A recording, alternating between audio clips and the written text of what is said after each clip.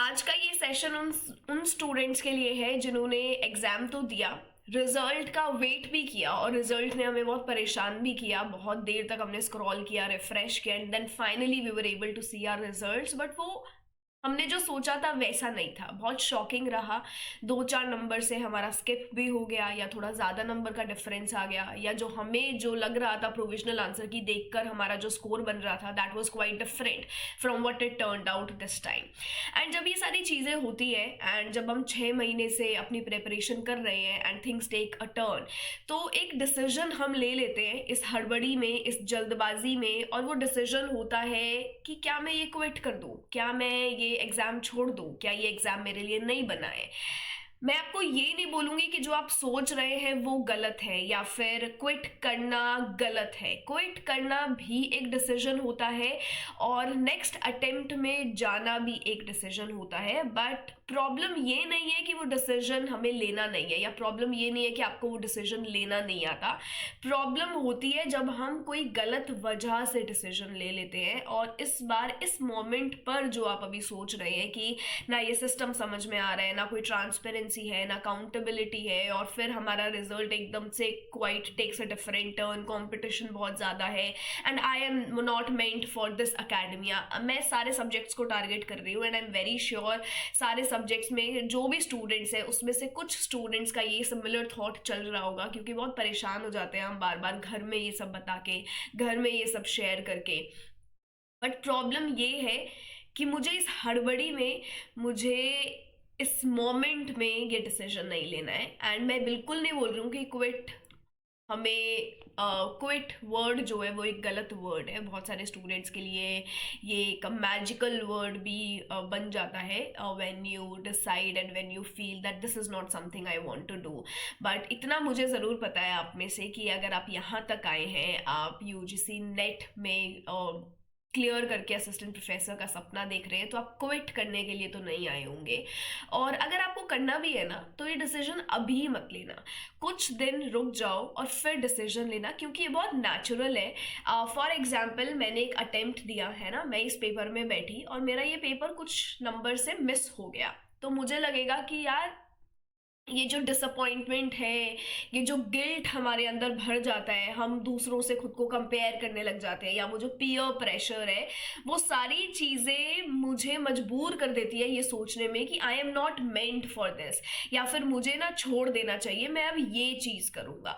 और ये सब नॉर्मल है, ये सबके साथ होता है। बट एक रिक्वेस्ट मेरी आपसे ये है कि जब हम इमोशनल फेज में होते हैं तो हमें एटलीस्ट कोई एक फाइनल डिसीजन नहीं लेना चाहिए। And it is of course not just oriented towards our academia, even in life also general। अगर आप भी अपना कोई एक्सपीरियंस रिकाउंट करेंगे तो आपको वहां से कुछ चीजें समझ आई होगी कि हमें कभी भी हीट ऑफ द मोमेंट में डिसीजंस नहीं लेने चाहिए या बहुत रिएक्ट नहीं करना चाहिए, क्योंकि जो हम अभी क्विट बोल रहे हैं ना, वो आपका पोटेंशियल नहीं बोल रहा। We are just exhausted, we are drained, and हमें कुछ चीज़ें समझ में नहीं आ रही, क्योंकि हम बार बार ऐसे एग्जाम्स दे रहे हैं जिसमें क्लैरिटी नहीं है, बहुत कन्फ्यूजन है, कुछ समझ में नहीं आ रहा है। तो अभी अभी काफ़ी ओवरवेलमिंग सिचुएशन चल रहा है, बहुत इमोशंस हमारे मन में चल रहे हैं। पर मैं चाहती हूँ कि एक बार उन इमोशंस को प्रोसेस करके आप थोड़ा साइड में रखें और थोड़ा सा फैक्ट्स को रिकॉल करें, थोड़ा सा हम ये जो थकान है हमारी उसे आराम दे दें, और फिर डिसाइड करें कि एक्चुअली में हमें करना क्या है। So I hope I make sense कि ये जो भी स्टूडेंट्स जो अपना 2 नंबर से मिस कर चुके हैं, फिगर आउट कर रहे हैं अगला अटेम्प्ट दें या ना दें, कंटिन्यू करें या क्विट करें, कॉन्फिडेंस बहुत लो अभी इस वक्त पे आपका चल रहा है, समझ नहीं आ रहा कि एक्चुअली में आप में कोई एरर है या कहाँ पे एरर है, when everybody else is progressing then how come you are at stuck position. तो वो जो कंफ्यूजन स्टेट चल रहा है करियर का, वो बहुत नेचुरल है। जब हम इतने टाइम के लिए कोई चीज़ पढ़ते हैं और एकदम से हमें वो एक्सपेक्टेड रिजल्ट्स नहीं मिलते हैं, तो हमारे अंदर एक डिसअपॉइंटमेंट, एक गिल्ट, ये सब चीज़ें रन करती है, जिस वजह से एक डिसीजन हम नहीं ले पाते। And heat of the moment में बहुत बार हम ये सोचते हैं कि शायद ये चीज़ मेरे लिए बनी नहीं है, मुझे नहीं करना है, and and then this quitting happens. और मैं बिल्कुल ये बोल रही हूँ कि क्विट को मैं गलत डिसीजन नहीं ले रही। गलत डिसीजन तब होता है जब हम उस गलत टाइम पे ले लेते हैं, हीट ऑफ द मोमेंट में ले लेते हैं। मेरा सवाल आपसे ये है कि कुछ सवाल आप खुद से पूछें, जैसे कि कितनी दूर आप थे इस रिजल्ट से आप कितनी दूर थे, ये मेरा पहला सवाल आपसे है। बिल्कुल चाहे तो आप कमेंट सेक्शन में आंसर कर सकते हैं। कट ऑफ से कितने मार्जिन से हम रह गए। कट ऑफ में एक दो सेक्शंस ने आपको गिरा दिया, आपका स्कोर नहीं बना, या कुछ सिली मिस्टेक्स की वजह से नहीं बना, या कुछ ऐसे एरर्स हो गए जिन्हें हम नहीं इतना अच्छे से कवर कर पाए, या कुछ भी, या फिर पेपर 1 में मेरा गैप रह गया। ये कुछ 3 सवाल हैं, फैक्ट्स हैं जो मैं आपके पास छोड़ के जाना चाहती हूँ, ताकि क्विट से पहले आप थोड़ा सा देखें। और इस वक्त पे मैं रिस्पॉन्स शीट का मेंशन करूँगी कि आप एनालाइज करें, बट अगर आप ये 3 सवाल के जवाब मुझे दे देते हैं तो शायद आपको रिस्पॉन्स शीट अपनी खोल के देखनी पड़ेगी कि क्या क्या चीज़ें हुई, क्या क्या एरर्स हुए जो मुझे देखने हैं। एंड मैं आपको बिल्कुल आपके फेलियर की तरफ नहीं लेके जा रही, बट जो एक टर्निंग पॉइंट बन सकता है उस सिग्नल की तरफ मैं आपको लेकर जा रही हूँ। बिल्कुल मैं आपके दुख में आपके साथ हूँ, बट आई थिंक कोई भी सेलिब्रेशन हो या कोई भी दुख हो, वो सिर्फ 2-3 दिन होना चाहिए, and then we should get back on our track. We should come to a decision कि मुझे क्या करना है। मैं नहीं चाहती कि आप बहुत ज़्यादा टाइम तक इस लूप होल में फंसे रहें, बिकॉज बहुत सारे सोर्सेज हैं, बहुत अपने आसपास का इन्वायरमेंट है, वाइब्स हैं जो आपको मजबूर करेगी to just remain stuck in that loop hole. मैं नहीं चाहती कि आप उसमें रहो। Process your grief, process your sadness, process your success and failures, but take a step ahead, move to the next step, है ना। और हमें आगे तो बढ़ना ही है। ये 3 पॉइंटर्स हैं जिनका जवाब आज आप मुझे देने वाले हैं, ताकि जब आप अगले अटेम्प्ट की तैयारी करें, और मुझे पता है आप में से सब अगले अटेम्प्ट को लुक फॉरवर्ड करेंगे एंड आप रेगुलर होने वाले हैं बहुत ही जल्दी। तो मैं चाहती हूँ before you start your preparation again, before you look forward to the next attempt, you take a pause and you think about all these 3 elements. ये 3 एलिमेंट्स के बारे में सोचना। एक चीज़ ये और बताना कि जब आप ये पेपर दे रहे थे, क्या आप रोज़ पढ़ रहे थे, क्या वो कंसिस्टेंसी की जो हम बात करते हैं क्या आप वो फॉलो कर रहे थे, या फिर जिस दिन हम जोश में हैं हमने उस दिन पढ़ा और कभी हमने फुल ब्रेक भी ले लिया। ये सिर्फ अपन जानना चाहते हैं कि आपका जो स्केड्यूल है वो स्केड्यूल कैसा था, ताकि आप खुद से भी चीज़ें फिगर आउट कर पाएँ कि प्रॉब्लम हम खुद नहीं है, मे बी प्रॉब्लम हमारा एक प्रोसेस हो सकता है। स्पेशली उन स्टूडेंट्स को मैं बोल रही हूँ जिनका ज़्यादा नंबर से ये पेपर मिस हो गया। ये 2 नंबर 4 नंबर वाले एलिमेंट्स को मैं डिस्कस नहीं कर रही, मैं उन स्टूडेंट्स को भी डिस्कस कर रही हूँ जिनका ज़्यादा नंबर से ये मिस हो गया, एंड वो भी अभी बहुत एंशियस है, नर्वस है। तो मैं आपको रियलिटी चेक की तरफ लेकर जाना चाहती हूँ कि एक्चुअली में फिगर आउट करो कि क्या आप इरेगुलर पढ़ रहे थे या कंसिस्टेंट थे अपने रूटीन में। क्या पेपर 1 का बैलेंस आपने मेंटेन किया हुआ था। क्या प्रॉब्लम हम खुद है या हमारा प्रोसेस है, या हमें अभी तक पता ही नहीं लगा कि एक्चुअली में हमें कैसे चीज़ें आगे लेकर जानी है, कैसे इस पेपर के लिए पढ़ना है। ये सारी चीज़ें आपको फिगर आउट करनी है, so that the next time you sit and prepare for your exam you don't follow the same approach. आपके जो एरर्स थे, जो फ्लॉज थे, जिन चीज़ों पे हमें काम करना है, आप वहाँ से पिक करो। एंड कोई भी एग्जाम हो, जब उसी डायरेक्शन में रह के मुझे अगला पेपर भी देना है, तो it is very important to decide and figure out how to start now. Should I start from the scratch और should I start from the areas where I was lacking. तो वो एनालिसिस बड़ा important है जो हमेशा starting में करना चाहिए, कि आप जो भी पढ़े उसमें एक डेप्थ और एक क्लैरिटी होनी चाहिए, क्योंकि ये पेपर भी आपसे यही मांग रहा है। और क्विट करना गलत नहीं होता जब आपका इंटरेस्ट और आपकी फील्ड से आपका इंटरेस्ट चला गया हो, आप बहुत ज़्यादा मेंटली ड्रेन्ड हो, आपके पास एक और क्लियर अगर ऑल्टरनेट प्लान है तो आप बिल्कुल क्विट कर सकते हैं।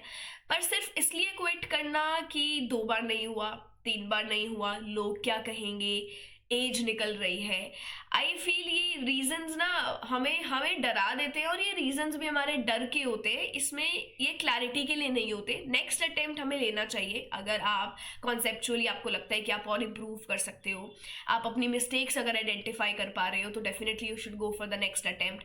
आप स्ट्रैटेजी चेंज करने के लिए अगर रेडी हो, तो definitely you should go for the next attempt. और अगर आप कंसिस्टेंसी की आदत बना सकते हो इस पेपर के लिए, then definitely you should go for the next attempt. ये मेरा एंड नोट रहेगा इस सेशन के लिए, जहाँ पे शायद मैं आपके अंदर जो अभी चल रहा है, ये कन्फ्यूजन, ये डिसअपॉइंटमेंट, ये गिल्ट, उसको मैं हिट कर पाई हूँ।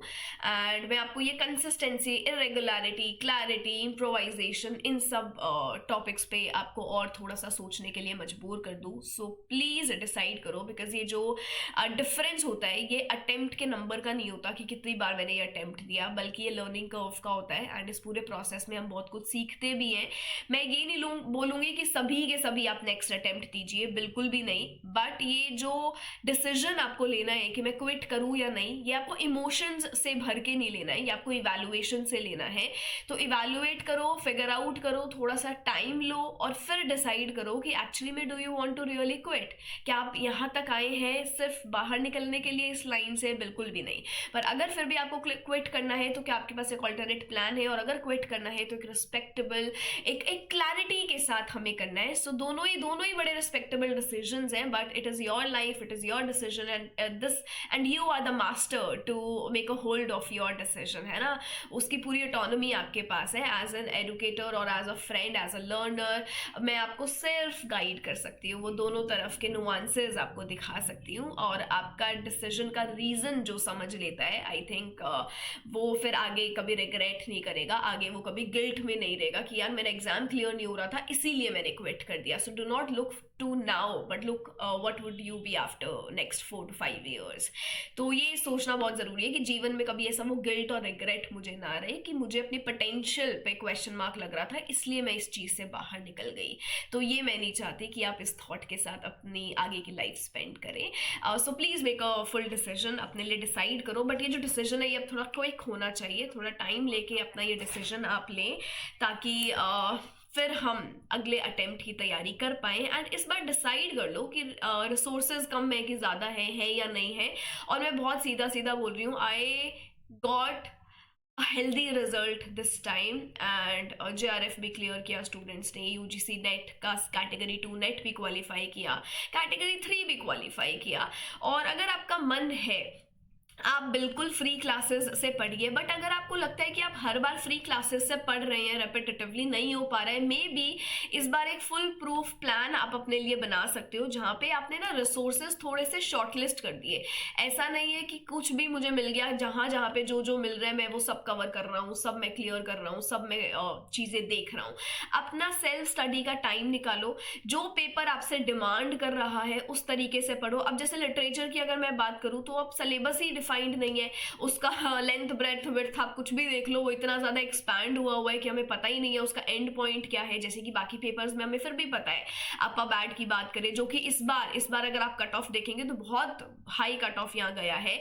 आप अगर सोशियोलॉजी की बात कर दे तो यहाँ पे भी बड़ा अच्छा हाई कट ऑफ इस बार देखने को मिला है, बहुत सरप्राइजिंग एलिमेंट। बट ऐसे भी कुछ और सब्जेक्ट्स है जिनका ना एटलीस्ट सब टॉपिक्स हमारे पास है, बट इंग्लिश लिटरेचर में नहीं है वो सब टॉपिक्स। तो बहुत ज़रूरी है कि मैं ये चीज़ें full proof shortlisted resource consume करूं, जो कि बिल्कुल ज़रूरी है मेरे एग्जाम के लिए। और वही चीज़ मैं कोशिश कर रही हूँ प्रीमियम में करने की, एंड प्रीमियम से मुझे हर बार अच्छा रिजल्ट मिलता है, इस बार भी मिला है। चाहे आप मास्टर्स में हैं तो भी एक बच्चे ने क्लियर किया है, आप जॉब कर रहे हैं तो भी बच्चे ने JRF क्लियर किया है। तो है ऐसे एग्जाम्पल्स अपने पास जहाँ पे पेपर 1 और इंग्लिश का बैलेंस रख के आप अपना नेट और JRF क्लियर कर सकते हैं। एंड ये अगर आप एक बार ले लेते हो तो नेट हो गया, सेट हो गया, सारी चीज़ें, सारे पेपर्स के लिए आप खुद को तैयार कर सकते हैं। तो ये डिसीजन आपको लेना है, आपको बनाना है, एंड इसका अभी कोड चल रहा है वो आप यूज कर सकते हो, RC15, ठीक है। बट मेरी प्रीमियम ऑलरेडी स्टार्ट हो गए हैं JRF Ita प्लेटफॉर्म पर, ये सेशंस आपके लिए स्टार्ट हो गए हैं, तो आप ज्वाइन कर सकते हो।